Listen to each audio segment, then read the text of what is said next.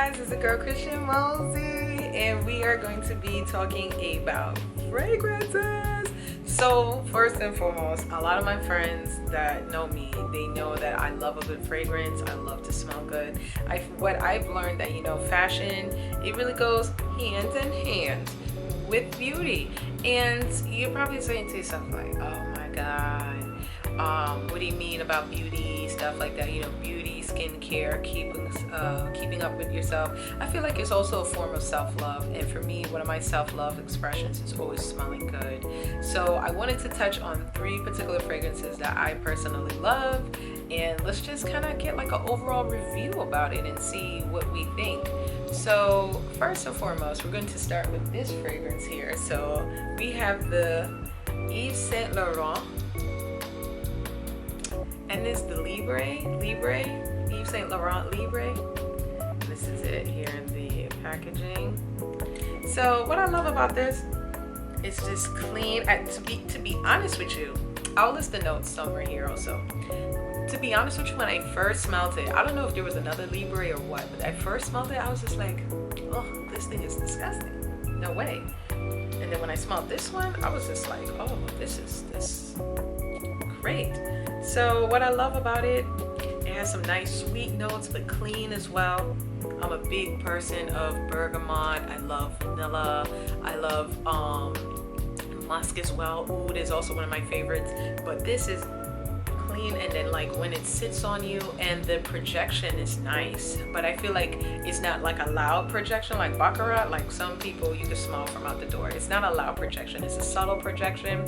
So I feel like this is nice. If you get close to somebody, they will be able to smell this. I get a lot of compliments with this one. I like to wear this day or night, it doesn't matter. I get a lot of compliments with this one because, like, especially like guy friends alike, they come in and I give them a hug and I'm like, oh man, you smell good. And I really love this one. This one is a winner for compliments. So it's clean, but it's not too overpowering, if that makes sense. What I also love about it is that it all has like a little sweetness in it, and it could do well for like a first date or like hanging out with like friends, so it won't bun people nose, eh? So the YSL Libre is definitely your girl. It's definitely that.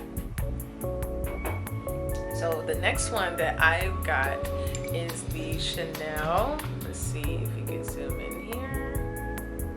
The Mademoiselle Chanel Paris. And this one's special to me because my dad got this one for me for Christmas. And it's funny because I don't know if my dad knows that I love fragrances like that, and I've always wanted this one. So I just thought it was like, wow, this is so dope. So I'm gonna send him this video so he can see it. So thank you, Dad, love you very much. I love this one because what I love about this is a classic staple smell. So spray this one here. So a lot of these fragrances, you just need a little tap, nothing where you're spraying yourself down. And let me know if you guys want to see another video of how I make my fragrances last longer too, so we can talk about that. So with this one now, it's a little bit more, it has a little bit more musk to it. I feel like it's a more mature scent. So if you're like in your younger 20s, don't even bother with this, because I feel like this is for a mature audience. Not saying that like 30s is old too, but I feel like with this one, it's giving more sophistication. It's giving like just adulting, if that makes sense.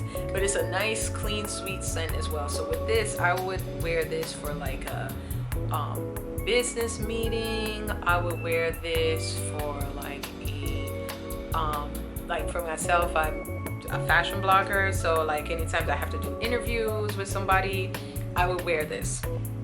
Or if I have to meet with a brand and we have to discuss some business, I would wear this. I won't necessarily wear this for like a first date. I won't necessarily wear this if I'm hanging out with like my girls. I wouldn't wear this. I feel like this is cute, but it's just not that. It just, to me, this particular fragrance has a certain lifestyle attached to it. So I feel like it complements certain activities, if that makes sense. But what I love about this is very subtle, and the wear hours is like I get like at least 8 hours with this. So this is really good too. I personally love this. And is it worth the hype? yes, it's definitely worth the hype. I also received the Chanel Chance from my mom, which was also a gift. And the Chanel Chance too is amazing, but it's not as strong as this. So definitely it's a yes to this. And then the last fragrance that I'm here to talk about today. So this is the Viva Voice by Valentino. And I'll let y'all zoom in on that here. Valentino. So first of all, let's talk about the Valentino fragrances. I want to know, when did Valentino start making fragrances? And they are one of the best fragrances at an affordable price. I feel that the Valentino fragrance is very affordable. You could be able to get some underneath $100 or whatever. And what I love about it, the projection. It stays for a while. The notes are crisp and it's just great quality at a great price.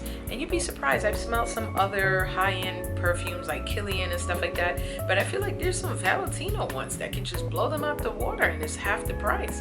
So the one here I have here is the Voice Viva, and it has this nice cute detailing on it here. I don't know if you could let me see if I can zoom in on that.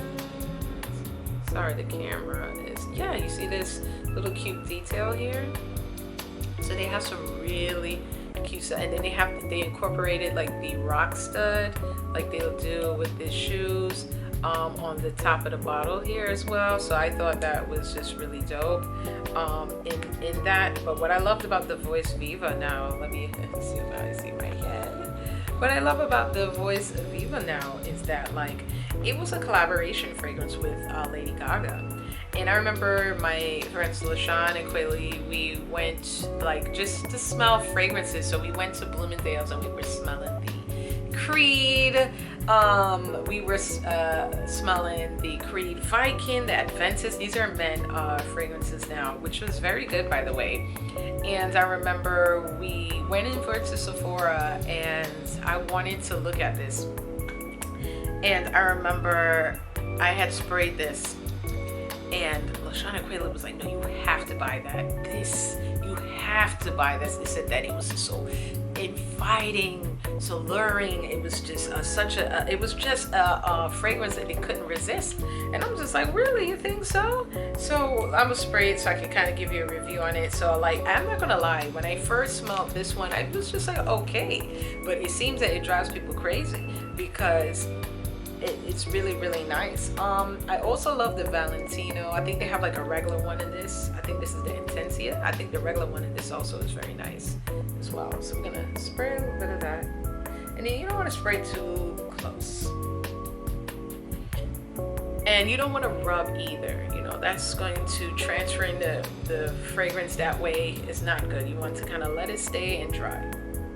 So with the Voice Viva, I do take it back. Smelling it now, and it's just absolutely heavenly. This is a great fragrance to wear in the fall, especially like I feel like I envisioned turtlenecks and just like warm fires. It's so sexy and inviting. It has this softness to it. I will list the notes. It's capturing. It's something, a scent that people will remember. So definitely check out this Valentino Voice Viva, and let me know if you love this review as much as I did, and let me know some other fragrances that we could be able to try.